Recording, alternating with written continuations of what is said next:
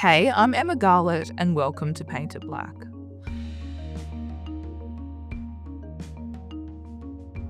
"2025 is proving to be a big year in politics, both internationally and here in Australia. The date of the federal election is yet to be decided, but us West Australians will head to the polls on March 8. Today, I want to talk to you about the importance of being well informed about the politics of not just this state and country, but also the world. Can you believe it wasn't until 1984, that's 40 years ago, that Indigenous Australians were finally treated like other voters and required to enrol and vote at elections? Yes, voting is compulsory in Australia, which means it's up to you to be well informed. We've seen the effects that different governments can have on Indigenous communities, with the new Queensland government scrapping the Truth Telling and Healing inquiry in an unprecedented backward step for reconciliation. Nothing about us without us. Well, there might be 150 protesters, but 5 million Queenslanders passed a vote on the 26th of October for the government to pass the treaty. And we have a mandate, and that's what we're going to do.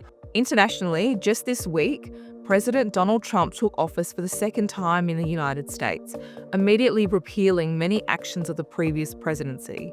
Trump withdrew the United States from the World Health Organization and pardoned thousands of those involved in the riots from 2021. Drastic actions like this are not restricted to other countries and states, and while we, as West Australians, are typically laid back, it's important to know who you're voting for and what they stand for.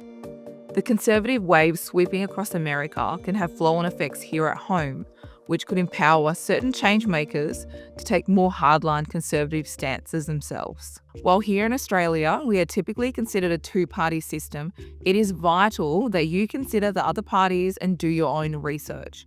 Not just vote for Labor or Liberal, because that's how my parents voted. Additionally, the Australian Electoral Integrity Assurance Task Force has warned about misinformation being spread online. We saw the effects misinformation had on the outcome of the Voice to Parliament referendum, and similar events could affect the outcome of this state election.